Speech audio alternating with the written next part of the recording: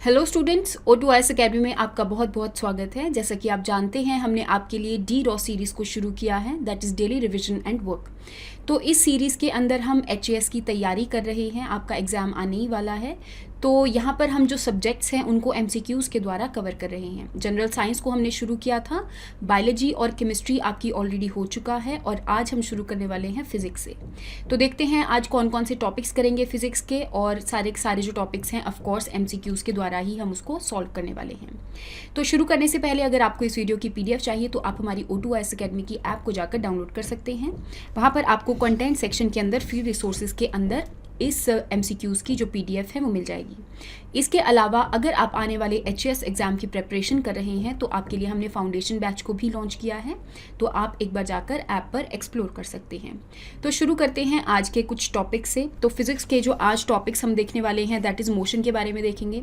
What is uniform circular motion क्या होता है, यूनिफॉर्म मोशन क्या होता है, नॉन यूनिफॉर्म मोशन क्या होता है, फोर्स के बारे में देखेंगे, न्यूटन्स लॉज ऑफ मोशन के बारे में देखेंगे। इसके अलावा वर्क, एनर्जी, SI यूनिट्स, इन सब चीज़ों के बारे में आज हम कुछ क्वेश्चंस को कवर करेंगे। तो शुरू करते हैं अपने सबसे पहले क्वेश्चन से। तो यहाँ पे आपको 4 स्टेटमेंट्स दी गई हैं डिस्टेंस, डिस्प्लेसमेंट, वेलोसिटी और स्पीड के बारे में। जैसा कि सबसे पहले हम स्पीड के बारे में बात करते हैं। स्पीड होता है आपका डिस्टेंस अपॉन टाइम, और आपकी जो वेलोसिटी होती है उसको हम लिखते हैं डिस्प्लेसमेंट अपॉन टाइम। ठीक है, तो अगर यहाँ पे मैं डिस्टेंस और डिस्प्लेसमेंट के बारे में डिफरेंस देखूँ तो बेसिकली अगर A पॉइंट से B पॉइंट पे कोई पर्सन एक पाथ फॉलो करके गया है, फॉर एग्जांपल 5 मीटर यहाँ फॉलो किया, यहाँ पे कवर किया, फिर 10 मीटर, फिर 5 मीटर, तो इस पर्सन ने टोटल जो डिस्टेंस कवर किया है दैट इज़ 20 मीटर। अगर मैं इन्हीं 2 पॉइंट्स का शॉर्टेस्ट डिस्टेंस देखूँ तो उसको हम डिस्प्लेसमेंट के नाम से जानते हैं। तो डिस्प्लेसमेंट क्या होता है? फाइनल पोजीशन माइनस जो आपकी इनिशियल पोजीशन का जितना भी डिस्टेंस होता है वो आपका डिस्प्लेसमेंट कहलाता है। तो डिस्प्लेसमेंट एक वेक्टर क्वांटिटी होती है, हालांकि जो डिस्टेंस है वो एक स्केलर क्वांटिटी होती है। तो इस हिसाब से जो स्पीड होगा वो भी एक स्केलर क्वांटिटी हो जाएगा, और जो डिस्प्लेसमेंट की वजह से जो वेलोसिटी हम निकाल रहे हैं वो आपकी वेक्टर क्वांटिटी हो जाएगा। वेक्टर क्वांटिटी का सिंपल सा मतलब ये होता है कि इसके अंदर हम डायरेक्शन को भी चेक करते हैं। फॉर एग्जाम्पल अगर किसी ने 5 मीटर डिस्टेंस कवर किया तो वो कौन सी डायरेक्शन में कवर किया, that is 5 metre towards north, तो ये आपकी डिस्प्लेसमेंट हो जाएगी। ठीक है, तो इन सब चीज़ों के बारे में आपको थोड़ा बहुत पता होना चाहिए। तो जो डिस्टेंस होता है वो 2 पॉइंट्स के बीच में अगर आपने अलग अलग पाथ्स को फॉलो किया तो वो अलग अलग हो सकता है, लेकिन डिस्प्लेसमेंट 2 पॉइंट्स के बीच में सिर्फ एक ही होता है, क्योंकि उनका सिर्फ एक ही ऐसा पाथ होता है जो कि शॉर्टेस्ट होता है। तो यहाँ पे आपके दोनों स्टेटमेंट्स ठीक हो जाएंगी। अगर मैं स्पीड के बारे में बात करूँ तो speed can never have negative value. तो स्पीड की कभी भी नेगेटिव वैल्यू नहीं हो सकती, क्योंकि अगर आप थोड़ा सा भी डिस्टेंस कवर करेंगे थोड़े से टाइम के अंदर तो ऑफकोर्स यहाँ पे कुछ ना कुछ स्पीड देखने को मिलेगी आपको। लेकिन जो वेलोसिटी है उसकी नेगेटिव वैल्यू हो सकती है, क्योंकि डिस्प्लेसमेंट के अंदर हम डायरेक्शन देखते हैं, तो अगर उस पर्सन ने ऑपोजिट डायरेक्शन में मूव किया है तो इस हिसाब से जो वेलोसिटी होती है वो भी आपकी नेगेटिव वैल्यू हो सकती है। तो इस चीज़ के बारे में आपको पता होना चाहिए। यहाँ पे आपकी चारों की चारों जो स्टेटमेंट्स हैं वो करेक्ट हो जाएंगी। नेक्स्ट क्वेश्चन के बारे में बात करते हैं, जो कि आपका HAS का प्रीवियस ईयर क्वेश्चन है। यहाँ पे आपको पता होना चाहिए कि कौन कौन सी SI यूनिट्स होती हैं और कौन सी क्वांटिटी की SI यूनिट कौन सी होती है, इसके बारे में पता होना चाहिए। जैसे कि अगर मैं लेंस की पावर के बारे में बात करूं तो उसको हम डायोप्टर्स में मेजर करते हैं। इसके अलावा अगर मैं इलेक्ट्रिक पोटेंशियल डिफरेंस की SI यूनिट के बारे में बात करूं तो उसको हम वोल्टेज में मेजर करते हैं। पोटेंशियल डिफरेंस बिटवीन 2 पॉइंट, तो अगर कोई 2 पॉइंट्स हैं, मान लो A और B है, तो उनके बीच का जो पोटेंशियल डिफरेंस होता है वो वर्क अपॉन चार्ज होता है। बेसिकली इसकी एक पर्टिकुलर डेफिनेशन भी होती है कि आपने एक पॉजिटिव चार्ज को इन्फिनिटी से किसी पॉइंट पर लाने तक के लिए कितना काम किया है, तो उसको हम पोटेंशियल डिफरेंस के नाम से जानते हैं। तो यहाँ पे इसको हम मैच कर सकते हैं 4th वाले ऑप्शन से। Then is SI unit of electric charge, तो जो आपका इलेक्ट्रिक चार्ज होता है जिसको हम I के नाम से भी लिखते हैं that is Q upon time. That means यहाँ पे कितने रेट के अंदर जो चार्ज है वो फ्लो किया है। तो इसकी I की जो यूनिट होती है, SI यूनिट होती है that is ampere. In the same way अगर मैं चार्ज के बारे में बात करूँ तो उसकी यूनिट होती है कूलम। तो यहाँ पे इसको मैच कर सकते हैं, और टाइम की तो आपको SI यूनिट पता ही है दैट इज सेकेंड। ठीक है, तो यहाँ पे अगर आप इसको मैच करेंगे तो आपका D ऑप्शन जो है वो करेक्ट हो जाएगा। नेक्स्ट क्वेश्चन के बारे में बात करते हैं। तो यहाँ पे कुछ आपको फंडामेंटल एसआई यूनिट्स प्रोवाइड करी गई हैं, आपने उसकी यूनिट्स के साथ उसको मैच करना है। जैसे कि अगर मैं लेंथ के बारे में बात करूँ तो फंडामेंटल यूनिट्स आपको 7 देखने को मिलेंगी, और ये सातों की 7 यूनिट्स आपको याद होनी चाहिए और उनके क्या क्या सिम्बल्स हैं और उनको हम किस किस चीज़ में मेजर करते हैं। जैसे कि अगर मैं मास के बारे में बात करूँ तो उसको हम किलोग्राम्स में मेजर करते हैं, ग्राम्स में नहीं करते। लेंथ के बारे में बात करूं तो उसकी जो एसआई यूनिट है दैट इज़ मीटर्स, इसको किलोमीटर इसकी एसआई यूनिट नहीं है, ठीक है।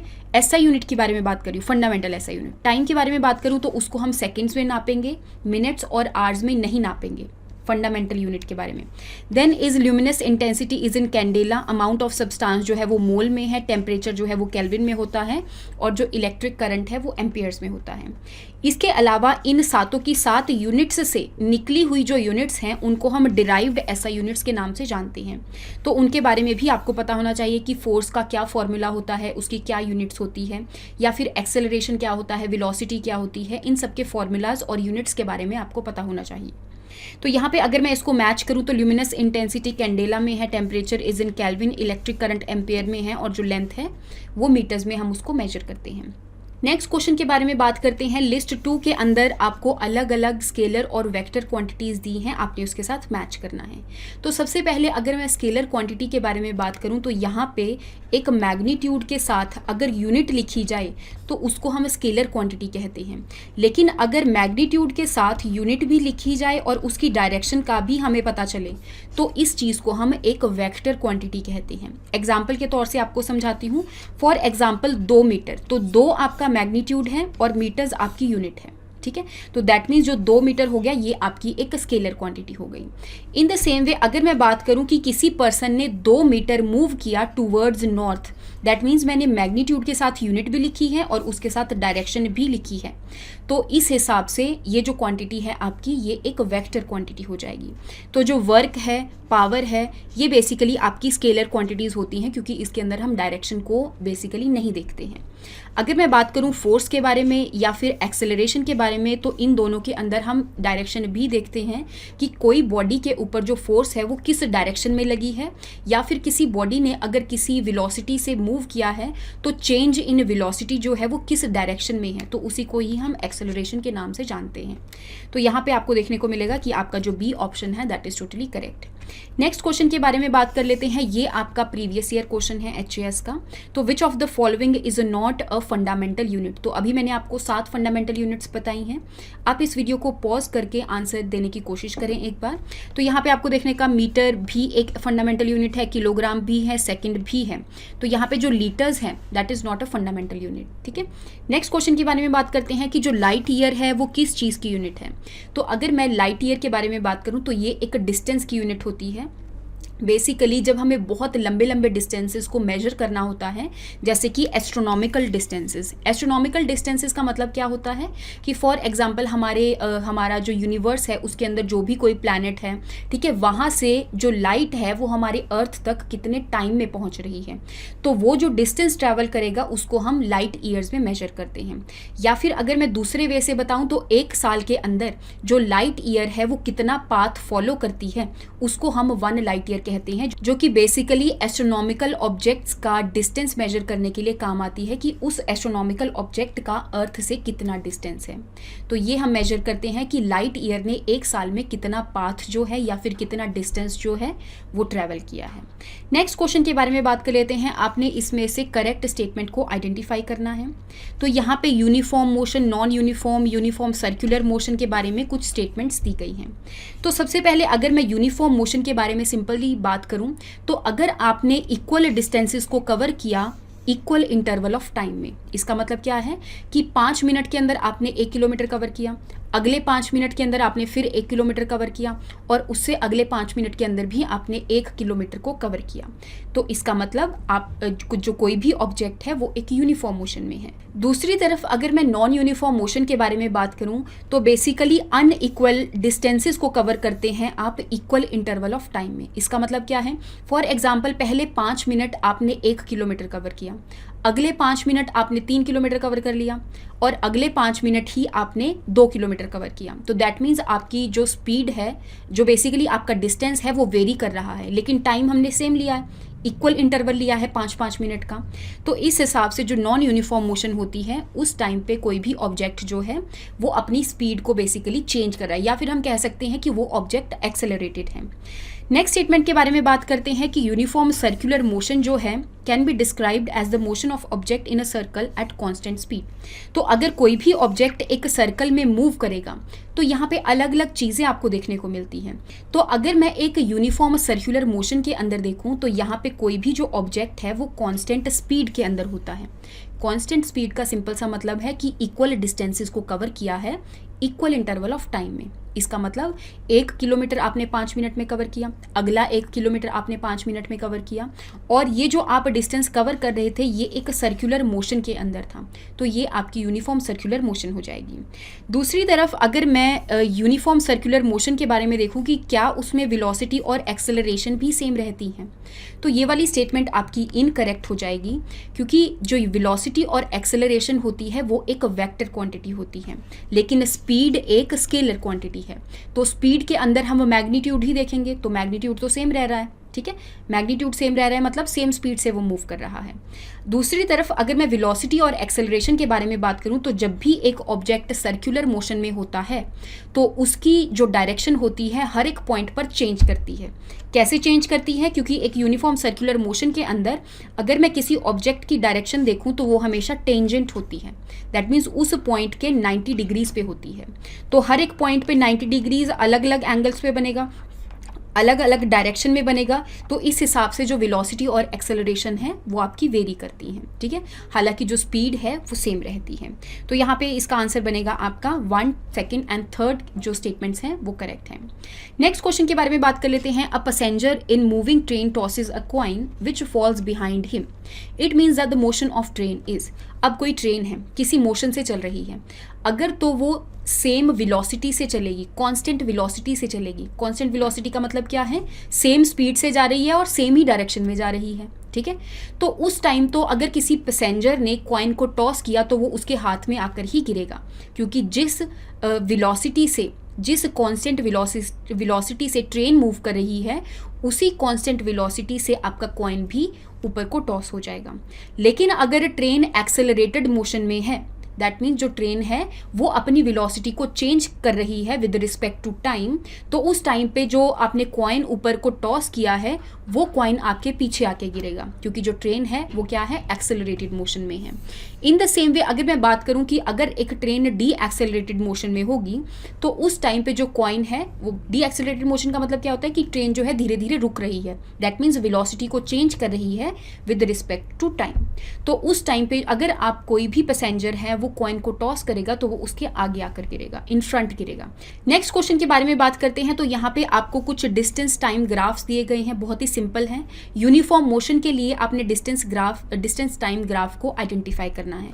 सिंपली अभी मैंने आपको बताया कि अगर 5 मिनट में 1 किलोमीटर कवर कर रहा है, फिर अगले 5 मिनट में फिर 1 किलोमीटर कवर कर रहा है, फिर अगले 5 मिनट में फिर 1 किलोमीटर कवर कर रहा है, दैट मीन्स इस ग्राफ में जो डिस्टेंस और टाइम ग्राफ है अगर उसमें ऐसे स्ट्रेट लाइन मिलेगी तो ये आपकी यूनिफॉर्म मोशन को एक तरह से डिनोट करती है। नेक्स्ट क्वेश्चन के बारे में बात कर लेते हैं कि at what angle football should be kicked from the ground so that it covers maximum range. तो एक कोई भी मान लो प्लेयर है, वो किस एंगल में फुटबॉल को किक करे ताकि वो जो फुटबॉल है वो मैक्सिमम रेंज को कवर कर सके, मैक्सिमम डिस्टेंस को कवर कर सके। तो बेसिकली ये हम प्रोजेक्टाइल मोशन के अंदर पढ़ते हैं।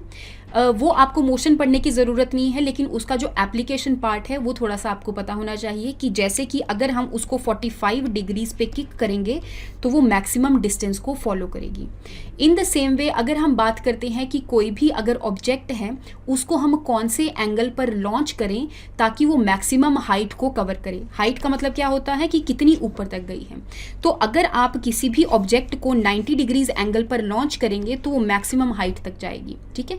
इन चीज़ों के बारे में आपको पता होना चाहिए। तो मैक्सिमम रेंज कब फॉलो करेगा वो? जब उसको 45 डिग्रीज पर लॉन्च किया जाएगा या फिर किक किया जाएगा। नेक्स्ट क्वेश्चन के बारे में बात करते हैं, that is related to gravity. तो यहाँ पे अगर एक लीफ है और एक स्टोन है, ठीक है, उनको ग्राउंड के ऊपर फॉल करने के लिए ऊपर से छोड़ दिया गया है, और ये दोनों की दोनों जो मोशन है बेसिकली वैक्यूम के अंदर हो रही है और कोई भी एयर रेजिस्टेंस नहीं है। तो बताओ कि पहले लीफ गिरेगा नीचे या स्टोन गिरेगा, या फिर दोनों सेम स्पीड से ही नीचे आएंगे।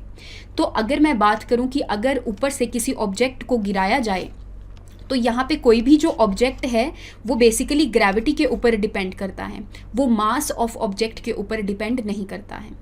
ठीक है, वो उस टाइम पे ये कब एप्लीकेबल होगा, जिस टाइम पे आपका जो एयर रेजिस्टेंस है वो नेग्लिजिबल है। ठीक है, उस टाइम पे ये एप्लीकेबल है। इसका मतलब अगर आपने ऊपर से कोई भी ऑब्जेक्ट को फेंका है और कोई भी एयर रेजिस्टेंस नहीं है, या फिर वो ऑब्जेक्ट आपने वैक्यूम में थ्रो किया है, तो उस टाइम पे दोनों ऑब्जेक्ट सेम स्पीड से नीचे आएंगे और इवन सेम टाइम पर ही नीचे लैंड करेंगे।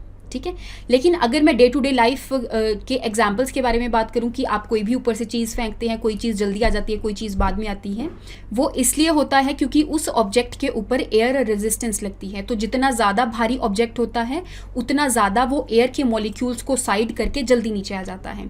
इन द सेम वे जितना लाइट ऑब्जेक्ट होता है वो एयर मॉलिक्यूल्स को इतनी ज़्यादा जल्दी साइड नहीं कर पाता, इसीलिए उसके ऊपर ज़्यादा एयर रेजिस्टेंस लगती है। ठीक है, तो इस हिसाब से आपको पता होना चाहिए कि अगर ऊपर से कोई ऑब्जेक्ट्स को ड्रॉप किया जाए, अगर तो एयर रेजिस्टेंस में होगा तो हैवी ऑब्जेक्ट पहले नीचे पहुंचेगा, अगर एयर रेजिस्टेंस नेग्लिजिबल है तो दोनों ही ऑब्जेक्ट सेम टाइम पर नीचे पहुंचेंगे। नेक्स्ट क्वेश्चन के बारे में बात करते हैं, जो कि आपको सेंट्रीपिटल और सेंट्रीफ्यूगल फोर्स के बारे में पूछे गए हैं। तो बेसिकली मैं बता दूं आपको कि जो सेंट्रीपिटल फोर्स होती है वो टूवर्ड्स सेंटर लगती है, और जो सेंट्रीफ्यूगल फोर्स होती है वो अवे फ्रॉम द सेंटर लगती है। ठीक है, फॉर एग्जाम्पल आपने एक स्ट्रिंग के ऊपर स्टोन को टाई किया और उसको आप घुमाने लग गए। ठीक है, तो बेसिकली जो स्ट्रिंग के टूवर्ड्स फोर्स लग रही है वो आपकी सेंट्रीपिटल फोर्स है। ठीक है, इसके अलावा इस स्टोन के ऊपर जो बाहर वाली तरफ फोर्स लगेगी that is a centrifugal force. तो यहाँ पे आपने नॉट करेक्ट स्टेटमेंट को आइडेंटिफाई करना है। जो सेंट्रीपिटल फोर्स है वो टूवर्ड्स सेंटर लगती है, बिल्कुल सही है। सेंट्रीफ्यूगल फोर्स जो है अवे फ्रॉम द सेंटर लगती है, ये भी सही है। Both the forces are real forces. देखो इसके अंदर से जो सेंट्रीपिटल फोर्स है वो आपकी रियल फोर्स है, जिसका कि फॉर्मूला होता है mv²/r। लेकिन जो आपकी सेंट्रीफ्यूगल फोर्स है ये एक स्यूडो फोर्स होती है, या फिर हम कह सकते हैं ये एक इमेजिनरी फोर्स होती है, जो कि सिर्फ सेंट्रीपिटल फोर्स को बैलेंस करने के लिए दिखती है।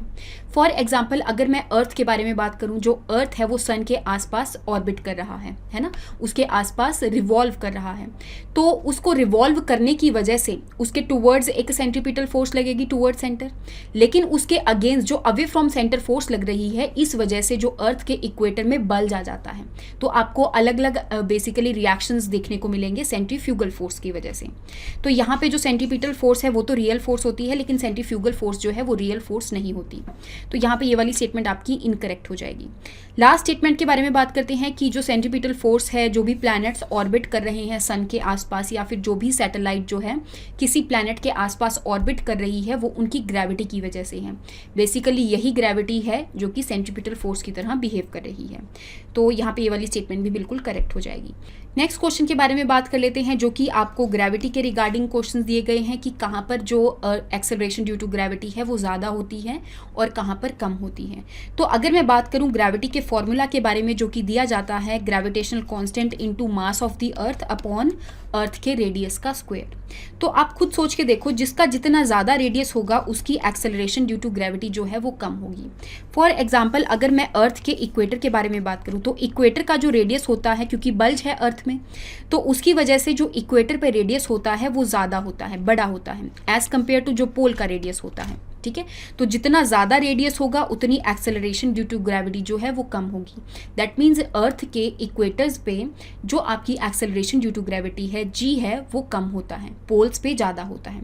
तो आप देख सकते हैं the value of G is greater at poles than at equator. तो पोल्स के ऊपर जो एक्सेलरेशन ड्यू टू ग्रेविटी है वो ज़्यादा होता है एज कम्पेयर टू इक्वेटर।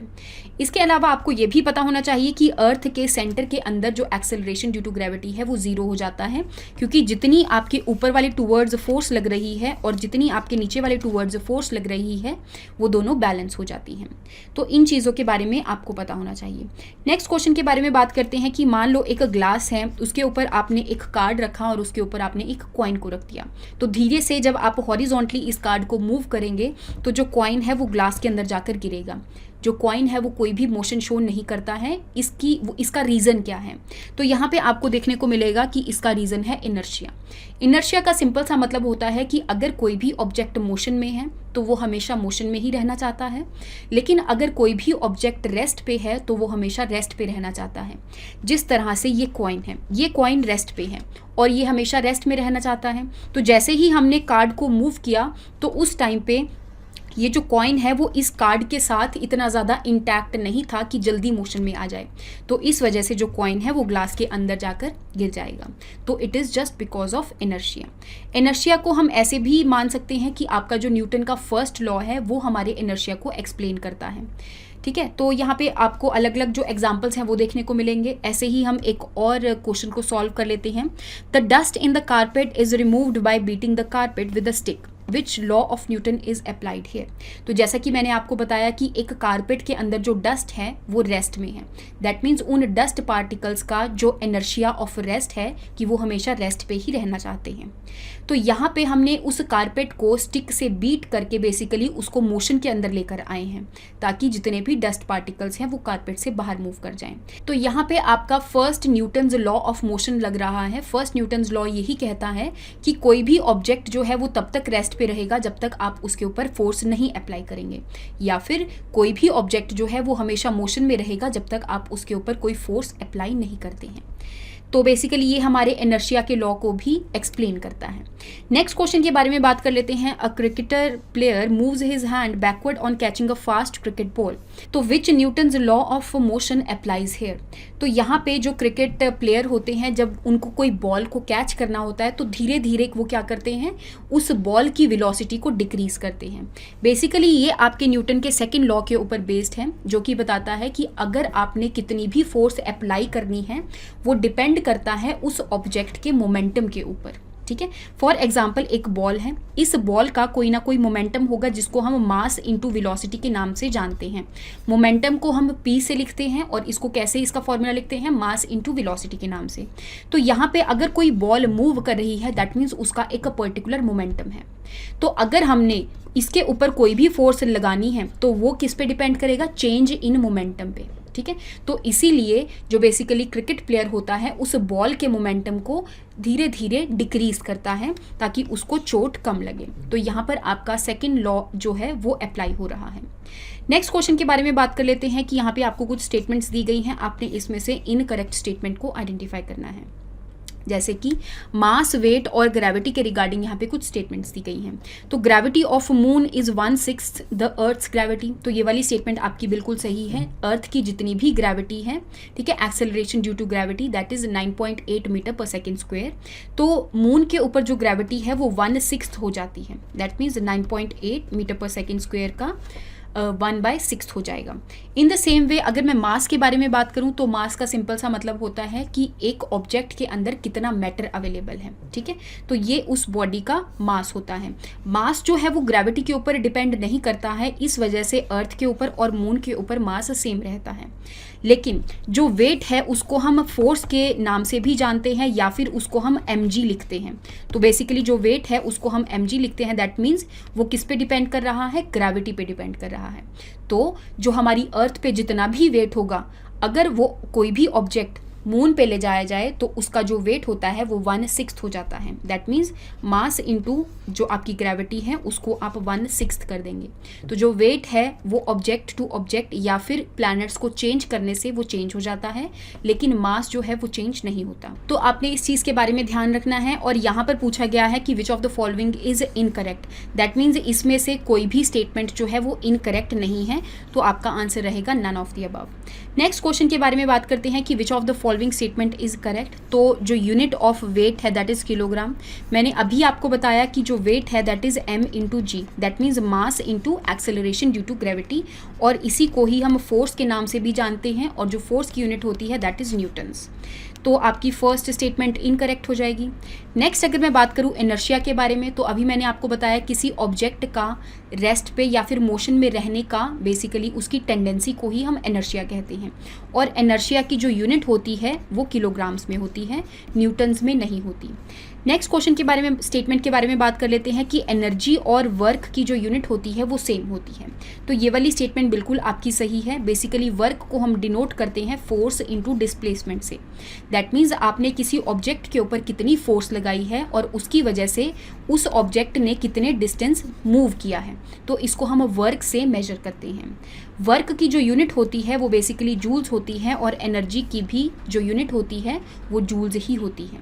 तो यहाँ पे एनर्जी क्या होता है, टेंडेंसी टू डू वर्क, दोनों की यूनिट्स सेम रहती हैं।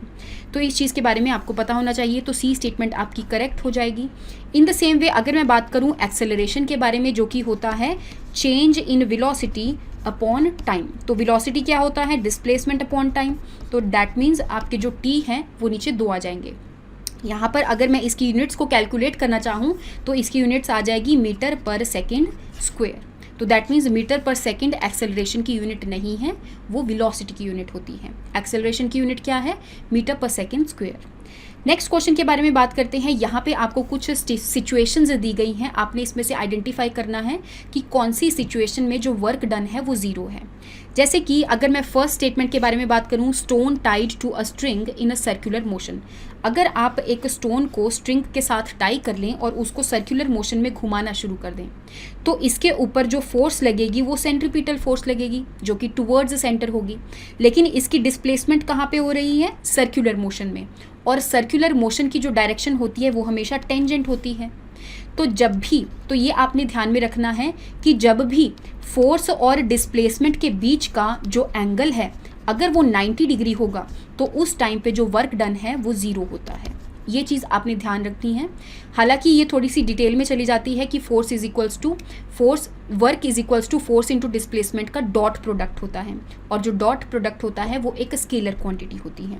तो इस चीज़ के बारे में आपने ध्यान रखना है कि जब भी फोर्स और डिस्प्लेसमेंट को 90 डिग्री एंगल्स पर लगाया जाए तो उनके ऊपर जो आपकी बेसिकली वर्क डन होता है वो ज़ीरो होता है। ओके, नेक्स्ट सिचुएशन ले लेते हैं, पुशिंग अ वॉल। क्योंकि आपने एक वॉल को पुश किया, दैट मीन्स आपने फोर्स तो अप्लाई करी, लेकिन क्या इसकी डिस्प्लेसमेंट हुई है, तो यहाँ पर इसकी डिस्प्लेसमेंट नहीं हुई, तो इस वजह से जो वर्क डन है वो ज़ीरो रहेगा। एक और सिचुएशन ले लेते हैं जो कि कूली की सिचुएशन है। एक कूली ने लोड को अपने हेड के ऊपर रखा है और उस लोड का जो नीचे को वेट लग रहा है दैट इज़ mg, और उसकी डिस्प्लेसमेंट एक हॉरिजॉन्टल डायरेक्शन में है। दैट मीन्स जो फोर्स और डायरेक्शन की एंगल है दैट इज़ 90 डिग्री, और जब भी फोर्स और डिस्प्लेसमेंट में 90 डिग्री का एंगल हो तो उस टाइम पे जो वर्क डन होता है वो ज़ीरो होता है। तो ये आपकी कुछ सिचुएशंस हो गई। तो यहाँ पे आप देखेंगे कि तीनों स्टेटमेंट्स करेक्ट हैं। नेक्स्ट क्वेश्चन के बारे में बात कर लेते हैं जो कि आपका लास्ट क्वेश्चन है। A light and heavy body have the equal momentum. Equal momentum का क्या मतलब है कि जो P होता है that is mass into velocity. ठीक है, P is equals to mass into velocity. तो एक आपका लाइट ऑब्जेक्ट है, मान लो m1 जो है वो लाइट है और m2 जो है वो आपका हैवी ऑब्जेक्ट है, और दोनों का जो मोमेंटम है वो सेम है। तो अगर दोनों का मोमेंटम सेम है और ऑब्जेक्ट डिफरेंट है तो यहाँ पे किसकी काइनेटिक एनर्जी ज़्यादा होगी? खुद सोच के देखो अगर आप, कि अगर मान लो मोमेंटम को मैं 10 कर दूं, ठीक है, और मास जो है एक का 2 हो जाए और दूसरे वाले का मास जो है वो 5 हो जाए, 5 किलोग्राम्स हो जाए, तो किसकी वेलोसिटी को ज़्यादा होना पड़ेगा? तो यहाँ पे आप देखेंगे कि 5 मीटर पर सेकंड होनी चाहिए इसकी वेलोसिटी, और इसकी वेलोसिटी जो है वो 2 मीटर पर सेकंड होनी चाहिए। दैट मीन्स जो लाइट वेट है उसकी वेलोसिटी ज़्यादा होगी और जो हैवी वेट है उसकी वेलोसिटी कम होगी, और जिसकी जितनी कम वेलोसिटी होगी उसकी उतनी ही काइनेटिक एनर्जी कम होगी, क्योंकि जो काइनेटिक एनर्जी है that is given by half mv²। तो जिसकी जितनी ज़्यादा वेलोसिटी उसकी उतनी ज़्यादा काइनेटिक एनर्जी। तो यहाँ पे आपको देखने को मिलेगा कि जो आपका ग्रेटर काइनेटिक एनर्जी है वो आपकी लाइट वेट की होगी। ठीक है, इस चीज़ के बारे में आपको पता होना चाहिए। सो आई होप आपको यहाँ तक जो फिज़िक्स के कॉन्सेप्ट्स हैं उनके बारे में कुछ ना कुछ समझ में आया होगा। अगर आपको नहीं समझ में आया है तो आप कमेंट सेक्शन के अंदर क्वेश्चंस पूछ सकते हैं। Thank you so much and have a nice day. Next class के अंदर हम फिज़िक्स के जो बचे हुए क्वेश्चंस हैं, बचे हुए टॉपिक्स हैं, उनको भी जल्दी से जल्दी कवर करेंगे। Thank you so much.